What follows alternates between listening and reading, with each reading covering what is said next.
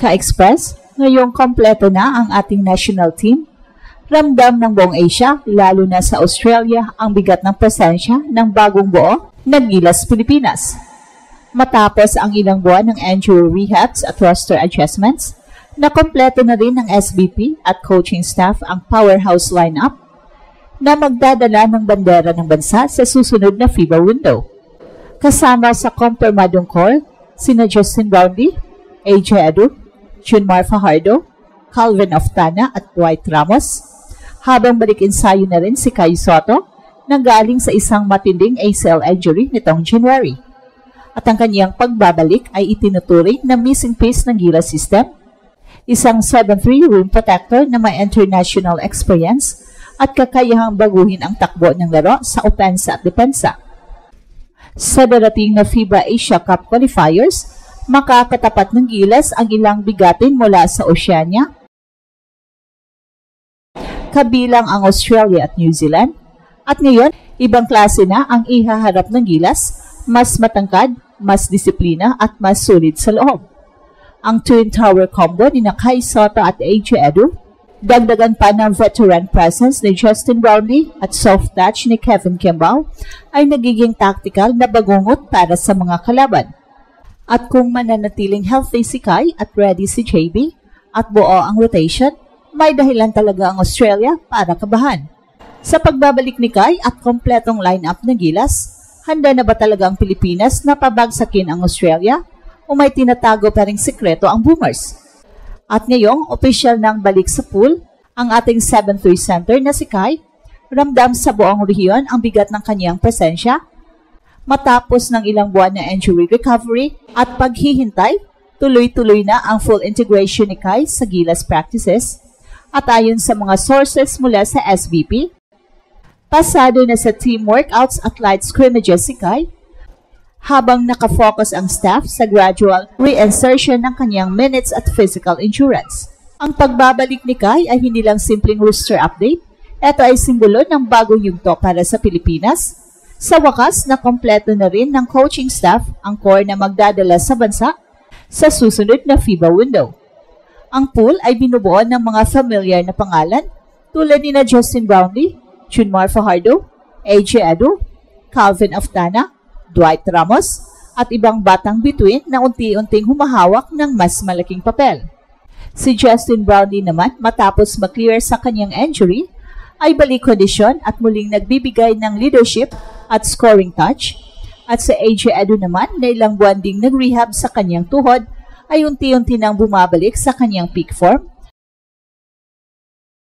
Bagay na magpapalakas lalo sa frontcourt tandem kasama si Kai.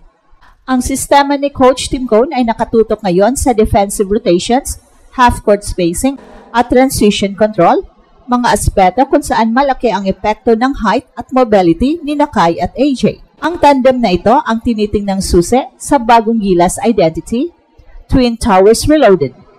Sa loob, may rim protection, rebounding at shot blocking. Sa labas, may steady perimeter shooters at fast swings. At sa tulong ni Justin Brownlee, na marunong mag-facilitate mula mid-post, nagiging mas fluid ang opensa.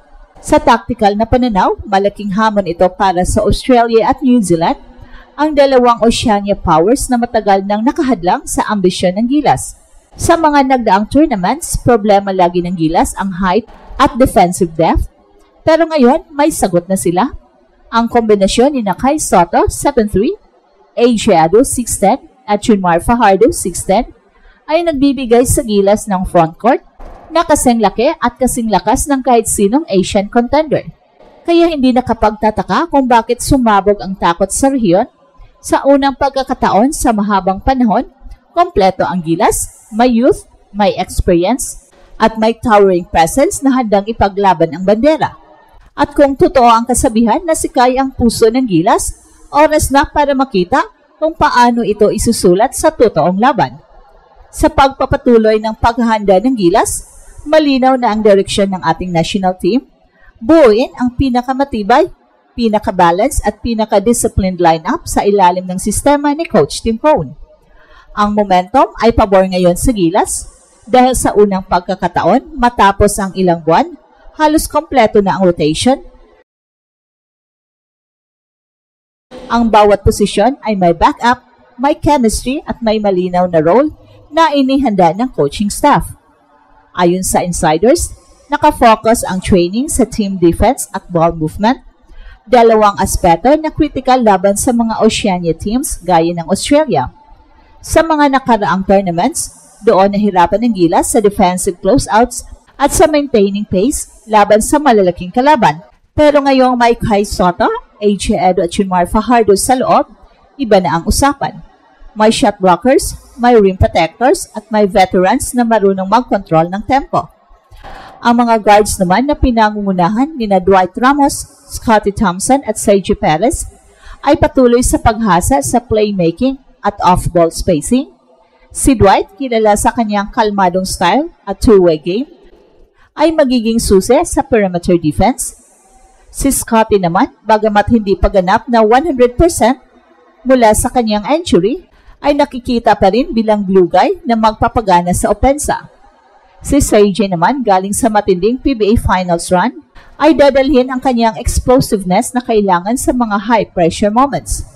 At hindi rin mawawala ang energy ni Calvin Aftana na consistent scorer mula sa wing.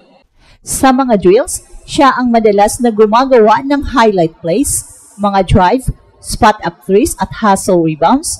At ayon sa coaching staff, ang consistency ni Calvin Aftana sa spacing ay isa sa mga magpapadali sa trabaho ni JB at Kai sa loob. At habang unti-unting lumilinaw ang rotation, mas nagiging halata rin ang strategic evolution ng Gilas. Hindi na lang ito tungkol sa puso o individual heroics. Ngayon may disiplina at structure. Si Coach Tim ay nagpatupad ng triangle hybrid sets, pinaghalong motion offense at read-based decision na nagbibigay laya sa bawat manlalaro na mag-react base sa sitwasyon. At ang resulta, mas maayos na spacing, mas mabilis ang ball swing, at mas maganda ang decision-making sa crunch time. Kung noon hirap ang Gilas tumugon sa zone defense ng Australia, ngayon may shooting at inside threat na pwedeng magbukas ng depensa anumang oras.